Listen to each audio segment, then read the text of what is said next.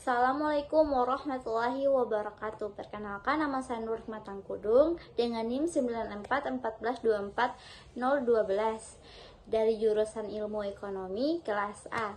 Di sini saya akan menjelaskan konsep dan dampak akibat dari non-heteroskedastisitas.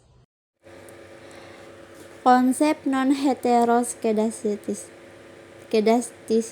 yang lebih dikenal dengan sebagai asumsi homoskedastisitas adalah syarat fundamental dalam model regresi linear klasik yang dinyatakan bahwa varians dari kesalahan model harus konstan atau seragam untuk semua tingkat nilai dari variabel independen. Secara sederhana, ini berarti penyebaran kesalahan atau seberapa jauh data sesungguhnya menyimpan dari garis regresi tidak boleh berubah secara sistematis seiring perubahan nilai prediktor. Asumsi ini krusial agar metode kuadrat terkecil biasa menghasilkan penduga yang efisien atau memiliki varian minimum. Heteroskedastisitas sering terjadi pada data lintas bagian dan dapat disebabkan oleh beberapa faktor. Salah satu penyebab utama adalah perbedaan skala atau ukuran unit observasi. Misalnya, dalam menganalisis pengeluaran rumah tangga di mana rumah tangga berpenghasilan tinggi memiliki variabilitas pengeluaran yang jauh lebih besar dibandingkan rumah tangga berpenghasilan rendah.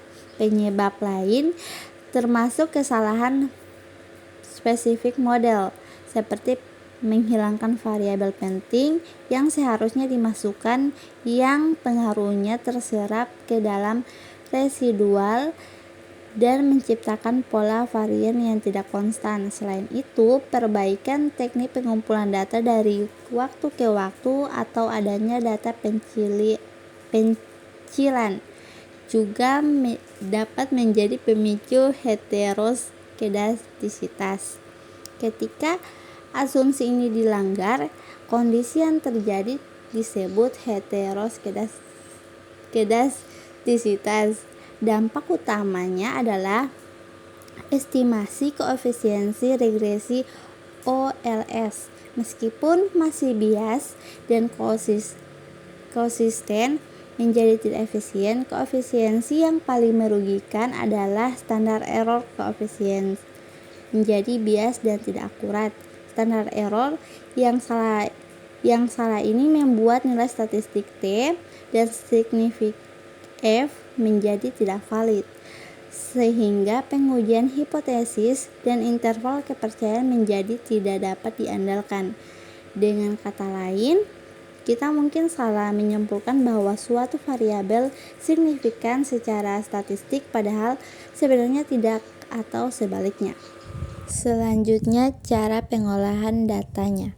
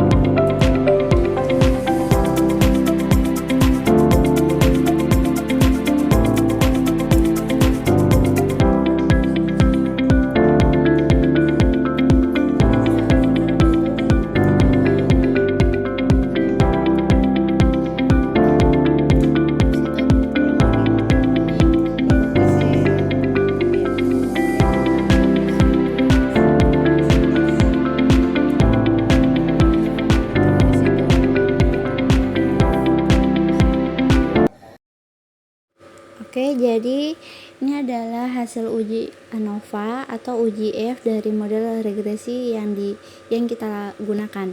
Di tabel ini terlihat nilai F hitung sebesar 4,360 dengan nilai signifikan 0,033. Nah, karena nilai signya lebih kecil dari 0,05, artinya model regresi yang kita pakai itu signifikan secara simultan. Maksudnya bagaimana? Maksudnya kalau kita lihat secara bersama-sama variabel rata-rata lama sekolah, angka partisipasi murni, dan tingkat pengangguran terbuka semuanya punya pengaruh yang nyata terhadap pertumbuhan ekonomi. Jadi meskipun kalau diuji satu persatu ada variabel yang hasilnya tidak signifikan, tapi kalau diuji bersama-sama dalam satu model, pengaruhnya tetap signifikan terhadap pertumbuhan ekonomi. Dari hasil ini bisa kita simpulkan bahwa model regresi yang digunakan sudah layak karena ketiga variabel independennya secara bersama-sama memang punya hubungan yang berarti dengan pertumbuhan ekonomi. Sekian penjelasan dari saya. Wabillahi taufiq wal hidayah. Wassalamualaikum warahmatullahi wabarakatuh.